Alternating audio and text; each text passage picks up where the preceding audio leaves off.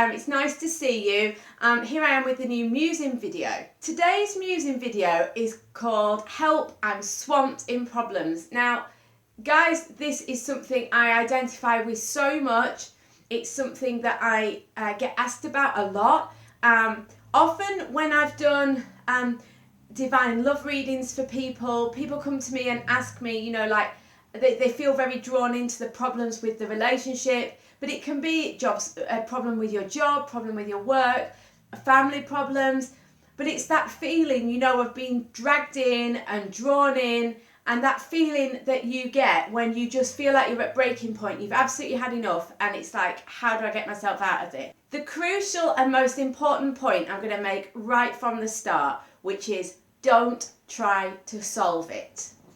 And that goes against everything that we intuitively feel to be true. We want to solve it. We think we can solve it. We might brainstorm. We might pick up the phone and tell a friend. We might go around and ask lots of people's opinions on what to do. We might start looking up videos. We might start Googling it, looking on YouTube for a video about it, you know, and we get this idea that we can solve it, that we should solve it, and that that's the best thing to do. And the whole point of this video is don't. And I'm going to go on and explain why and how you can solve it without trying to solve it. The main reason for it is that when we're in the state of problem solving, what we actually do is if you imagine it like a loop, what we do is we revisit the problem. Then we're aware of the problem, then we revisit it, then we're aware of it. So what we're doing is we can't solve a problem by looking at the problem, because all that does is create more problem. It grows the problem, it accentuates the problem, it makes the problem worse. Now do understand though, it will feel like you want to solve it. Don't expect it to be any different. You are going to feel like, I want to solve this problem. You're also going to feel like you can solve it if you can just find out this or that or the other. This is in part because the dysfunctional ego trying to tell you that you can. But do you know what? It's best if you don't try. What you need to do is get into your heart and get out of your mind, because it's your mind that recreates the pain by going over and over it. And if you notice, it's like a spiral. The more you revisit it, the worse and worse it gets. And that's how it feels to spiral down and down and down. And actually, although you feel drawn to keep asking for help and keep looking at it and keep going for opinions or looking for new solutions, actually the more you investigate it, the worse it appears to get. So what are we going to do about it? Okay, one, you're going to accept it and you're going to surrender it to the universe.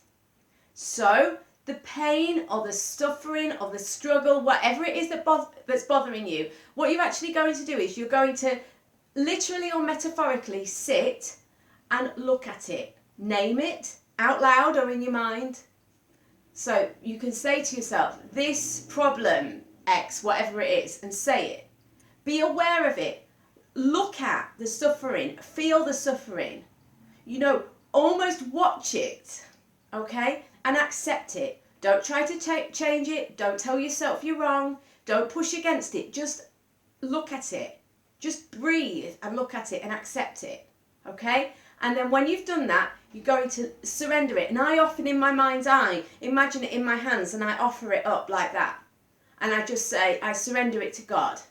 So I'm letting go of that need and that attachment to it, okay? So the first point is the really crucial one, because then you have let it go.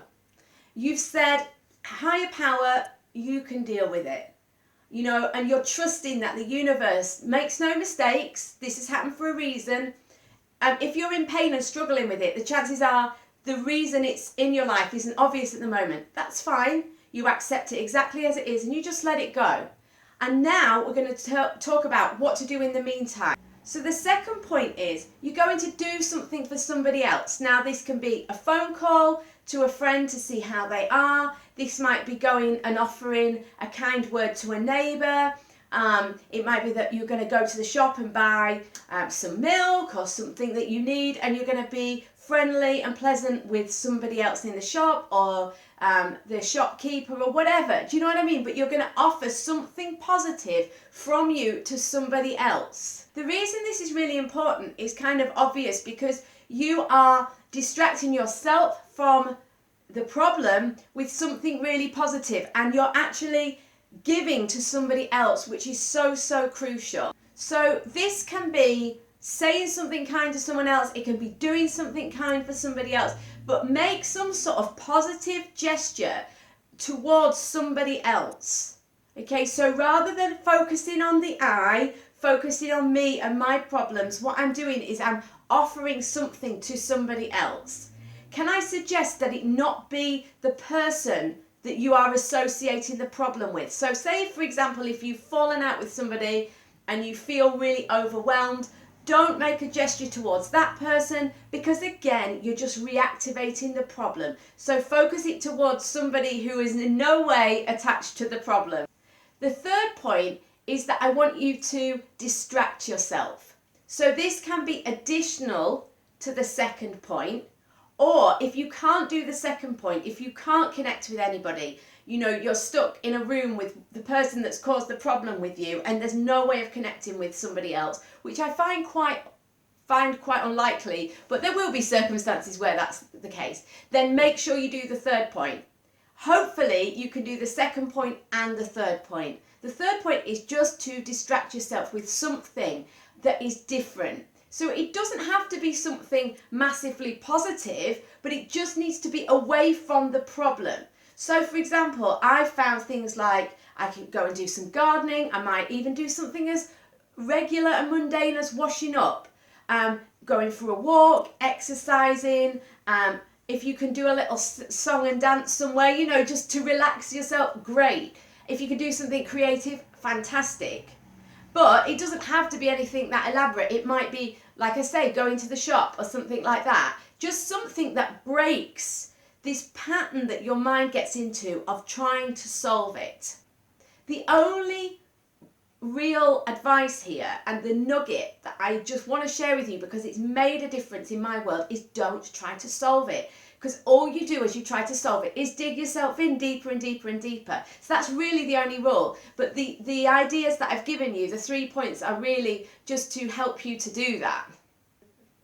So okay, what you'll find is that when you have detached from it and when you have distracted yourself enough that you are actually, you might have to fake it till you make it a little bit, because you might find that for the first, depends how bad the situation is, you might find that for 5 minutes you can't stop thinking about it, or it might take an hour to stop thinking about it. But what you'll find is that when you detach from it and you're no longer doing that loop in your head about the problem that's swamping you, what you'll find is that one of two things happens. Either you'll find that the problem does not really exist, okay, so it might be like we all do, you've overreacted, or you've misunderstood a situation, or it's just triggered you in some way that after you've had a chance to calm down, you think actually it's not such a big problem. Or you might find that actually it's not even your problem, it was somebody else's problem. And that once you detached from it and distracted yourself, it was no longer yours, okay? And you were no longer identifying with it. Or if it is your problem and it is your struggle and it is still a problem for you, what you're going to find is that as you detach from it, you will be given a solution. Now, you do need to give this a little bit of time. For some problems, it might take a few days for a solution to arise, okay? But I'm not saying don't ever problem solve. That's ridiculous, and none of us are going to do that anyway. What I'm really talking about here is when we're really struggling, when we feel like we're drowning in a situation or a problem that we just can't solve, okay? So when we have an issue or a problem, it's our natural our natural way to problem solve. That as human beings, that's what we're going to do. So immediately when we have a problem come up, we're going to try and solve it. This is a solution for when you just feel like you can't solve it, okay? Or there's something that's stubborn or something that keeps coming up.